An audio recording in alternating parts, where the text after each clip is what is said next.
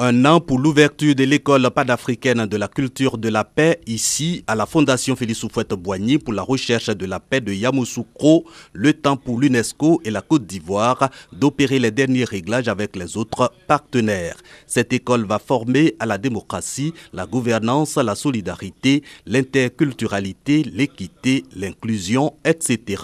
seront prises en compte, entre autres, la culture et le savoir-faire africain, les travaux et publications d'organisations comme l'Union africaine. Quelques orientations de l'atelier de validation de l'étude de faisabilité de l'école panafricaine de la culture de la paix. Il s'agit surtout que l'on puisse s'adresser aux hommes et aux femmes qui ont pouvoir de décision, qui ont pouvoir d'entraîner les opinions, pour faire en sorte que leur exemple de vie, leur manière d'être, leurs paroles aussi puissent entraîner dans le sillage d'autres personnes, d'autres femmes, à des comportements, à des attitudes de paix.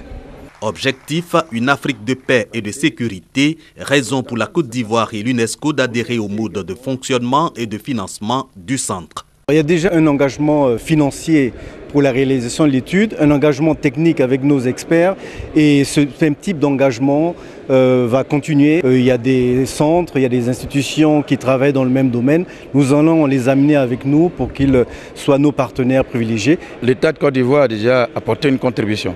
Déjà pour le financement de cette étude de faisabilité. Monsieur le Premier ministre, dans son discours, a indiqué que l'État prendra toute sa place.